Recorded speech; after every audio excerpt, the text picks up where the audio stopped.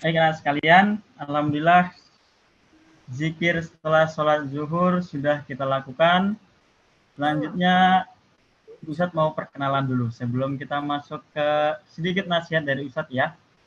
Parah juga, Bis. Dia teriak nggak mau pencet. Nama Ustadz ya yang belum kenal, terutama untuk anak kelas 1, 2, 3, Kasar dong. 6 mungkin belum, 5 mungkin sudah sebagian tahu.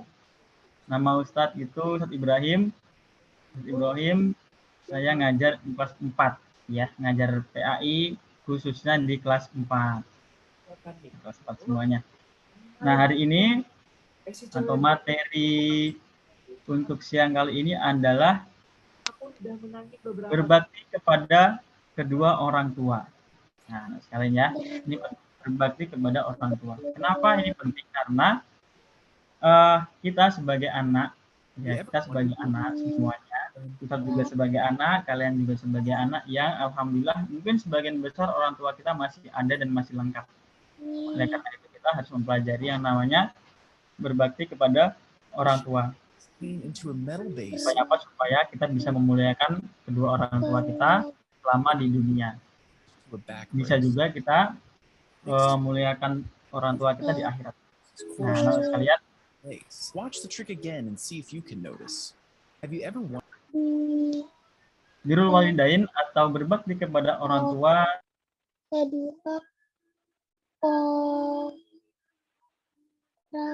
Ustadz, suaranya Ustadz.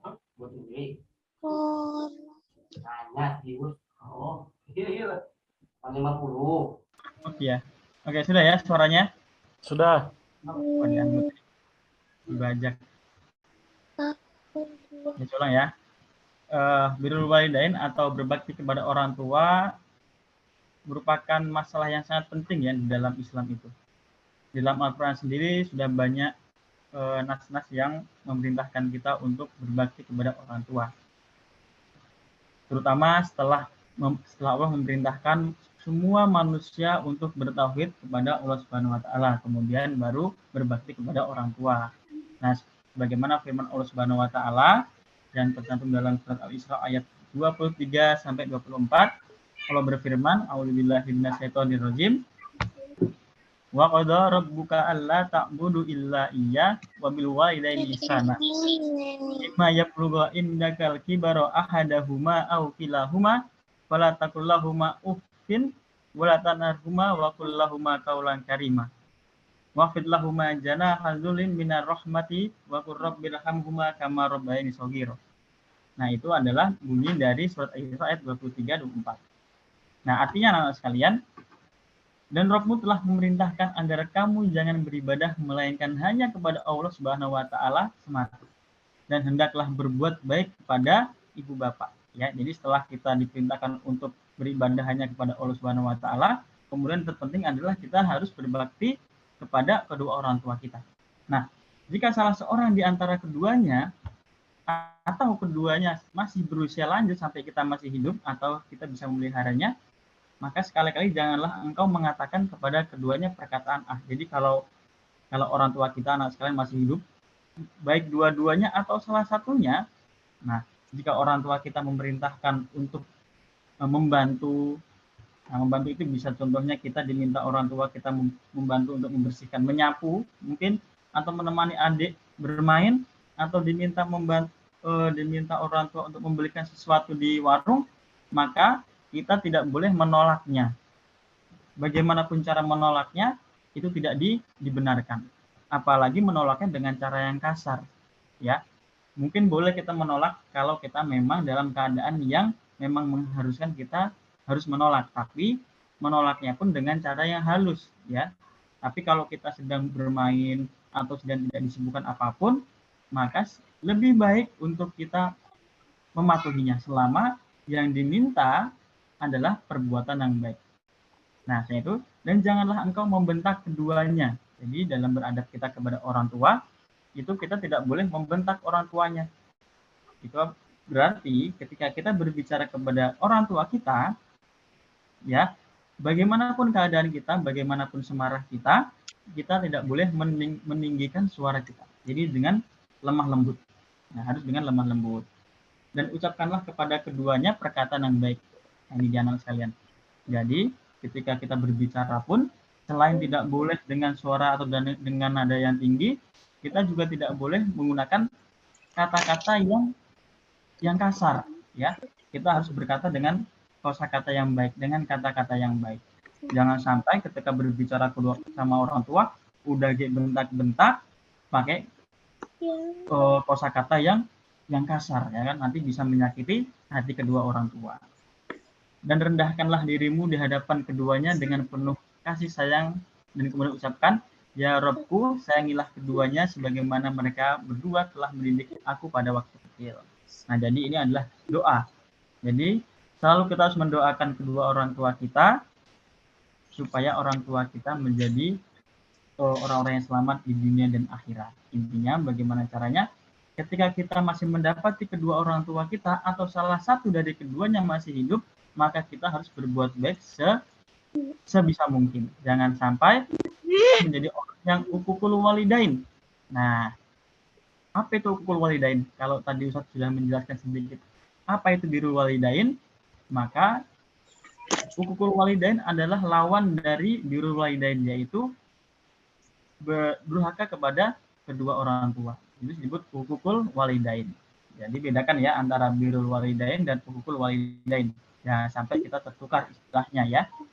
Kalau birrul walidain itu berbakti kepada orang tua, sedangkan ukukul walidain itu durhaka kepada orang tua. Nah, macam-macam ya. Kalau tadi berbuat baik kepada orang tua itu ada banyak contohnya ya. Berkata yang baik, kemudian tidak mengeraskan suaranya atau membentak, kemudian ketika diminta tolong pun kita harus langsung mau, tidak kemudian kita menunda-nunda gitu ya. Dan juga kita harus selalu mendoakan di setiap sholat kita, atau kapanpun waktunya kita sebisa mungkin harus mendoakan orang tua kita. Apalagi kalau orang tua kita sudah meninggal, maka itu yang harus kita lakukan sering-sering ya. Untuk apa? Untuk menolong orang tua kita di alam barzah. Seperti itu anak sekalian. Nah, kemudian ada beberapa keutamaan ya. Ada beberapa keutamaan ketika kita berbakti kepada kedua orang tua kita. Ya, jadi tidak cuma sembarangan. Allah pun sudah menjanjikan kita keutamaan kalau kita sebagai anak itu berbakti kepada orang tua. Yang pertama ya, keutamaan yang pertama itu berbakti kepada orang tua ini merupakan amalan yang paling utama. Ya kan? Makanya ada sebuah hadis yang mengatakan, aku bertanya itu dari Abdullah bin Mas'ud, dia beriwayatkan seperti ini. Aku bertanya kepada Nabi Muhammad SAW, amalan apakah yang paling utama? Ya, bertanya sama Nabi ya. Kemudian Nabi Muhammad SAW menjawab, sholat pada waktunya. Ya kan? Itu yang pertama. Kemudian bertanya lagi, kemudian apa wahai Nabi Muhammad SAW? Kemudian Nabi menjawab, berbakti kepada orang tua. Ya, kemudian bertanya lagi, kemudian apa setelah itu Nabi? Ya Rasulullah, kemudian Nabi Muhammad menjawab, jihad di jalan Allah. Nah, jadi ternyata berbakti kepada Allah, berbakti kepada kedua orang tua ini merupakan amalan yang paling utama. Salah satu amalan yang paling utama seperti itu. Bertempur di jalan Allah. Ya, kemudian yang kedua, ridho Allah bergantung kepada ridho kedua orang tua. Nah, ini juga ya. Jadi kalau kita mau berbuat apapun, sebisa mungkin kita harus izin kepada orang tua atau bilang kepada orang tua bahwa Umi, Abi, saya mau melakukan hal ini. Ya, Umi, Abi, saya mau kuliah seperti ini, saya izin. Intinya ketika kita mau melakukan apapun, izin kepada orang tua supaya orang tua ridho ya, karena ridhonya orang tua itu berarti ridhonya Allah juga.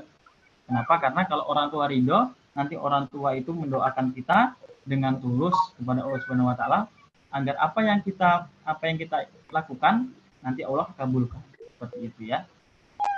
Kemudian yang ketiga, berbakti kepada orang tua juga dapat menghilangkan kesulitan yang sedang dialami. Ya, karena doa-doa itu ya, yaitu dengan cara bertawasul dengan amal soleh. Ya, dengan amal soleh yang pernah kita lakukan. Nah, ini juga ada sebuah cerita ya anak sekalian bahwa zaman dulu ada orang yang terkurung di dalam gua ya. Kemudian bertawasul atau berdoa dengan amal baiknya. Ya, salah satunya dengan cara ada seseorang yang berbakti kepada orang tuanya, itu merawat orang tuanya dengan baik, yang kemudian itu dijadikan tawasul kepada Allah Subhanahu wa taala. Nah, karena tawasul itu atau karena amalan baik itu yang lillahi taala, maka gua itu bisa dibuka, ya akhirnya orang itu bebas. Kemudian yang keempat, orang yang berbakti kepada orang tua itu akan diluaskan rezeki dan dipanjangkan umurnya. Nah, itu juga termasuk ya. Makanya dalam silaturahmi harus didahulukan adalah silaturahmi kepada kedua orang tua sebelum kepada yang lain. Nah, ini waktu lebaran namanya. Ini biasa sekarang itu lebaran, biasanya nanti setelah lebaran ada yang namanya mudik. Nah, jika bisa, maka kita harus, kalau bisa mudik, terutama yang merantau-merantau, maka kita bisa mudik, didahulukan ke rumah orang tua dulu ya. Sebelum ke rumah-rumah yang lain, kita harus bersilaturahmi kepada orang tua. Jangan kepada yang lainnya dulu. Harus ke orang tua, baru kemudian boleh ke saudara, ke teman-teman, dan seterusnya. Kemudian, yang terakhir, orang yang berbakti kepada orang tua, itu dimasukkan ke dalam surga oleh Allah Subhanahu wa taala, ya. Berbuat baik kepada orang tua dan taat kepada keduanya dalam kebaikan merupakan jalan menuju surga Allah Subhanahu wa taala. Nah, sedangkan durhaka kepada orang tua itu mengakibatkan seorang anak tidak akan masuk surga, bisa jadi masuk neraka berarti anak sekalian ya. Nah, itu tadi kalau bentuk-bentuk keutamaan ketika kita berbakti kepada orang tua. Nah, sekarang Ustaz mau ngasih contoh bentuk-bentuk durhaka kepada orang tua. Nah, ini berarti kita harus hindari sebisa mungkin ya anak-anak sekalian ya. Yang pertama, ya bentuk-bentuk durhaka kepada orang tua, yang pertama menimbulkan gangguan terhadap orang tua. Itu baik berupa perkataan ataupun perbuatan. Itu ya. Jadi kita sebisa mungkin jangan sampai menyinggung dengan perkataan kita, ya, menyinggung orang tua dengan perkataan kita. Contohnya tadi menolak ketika orang tua membutuhkan bantuan kita. Kemudian kalau dengan perbuatan, yaitu kadang-kadang anak itu suka mukul ya. Kalau tidak dikasih apapun, kadang-kadang ada seorang anak yang tega memukul ayahnya atau memukul ibunya. Contohnya si anak mau minta uang jajan. Nah, tapi karena orang tuanya tidak mau memberikan uang jajan, karena ternyata jajannya sudah banyak, karena marah, maka mukul. Nah, itu hati-hati ya, itu harus dihindari. Menyinggung dengan perkataan aja tidak boleh, apalagi dengan perbuatan. Itu harus kita hindari anak sekalian ya. Kemudian yang kedua, berkata atau dia menolak untuk membantu orang tua. Nah, itu juga tidak boleh. Ya. Kemudian ada juga kalau disuruh orang tua itu mukanya masem ya, mukanya cemberut. Awalnya bahagia lagi main game, lagi asik main game, kemudian uminya bilang, Sulaiman, tolong belikan umi merica di warung sebelah. Nah, kan lagi asik main, malah disuruh, mukanya jadi cemberut, ya, malah nggak mau akhirnya. Itu juga tidak boleh ya, hati-hati. Nah, itu tadi sedikit contoh dari bentuk durhaka. Makanya kita harus menghindari. Kalau disuruh ya harus mau, selama itu masih dalam koridor kebaikan. Kemudian jangan menyinggung hatinya dengan perkataan ataupun perbuatan. Itu tidak boleh. Nah, itu ya tadi contoh dari bentuk kita durhaka kepada orang tua. Nah, sekarang mau ngasih tahu juga bentuk-bentuk berbakti kepada orang tua. Ada banyak ya. Yang pertama, bisa bergaul dengan kedua orang tua dengan cara yang baik. Ya, kalau disuruh itu mau. Kemudian kalau berbicara dengan bahasa yang bagus, tidak memukul dan sebagainya.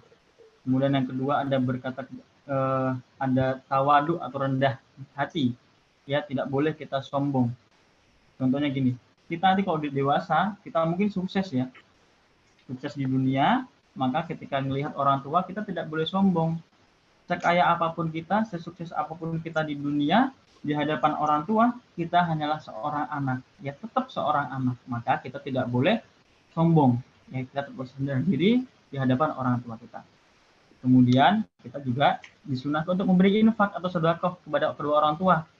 Karena hakikatnya semua harta kita adalah milik orang tua. Gitu. Jadi, kalau orang tua kita nanti sudah tua, sudah sepuh, kita sudah jadi orang dewasa, sudah bekerja, maka sebaiknya kita memberikan uang kita sebagian harta kita untuk orang tua kita.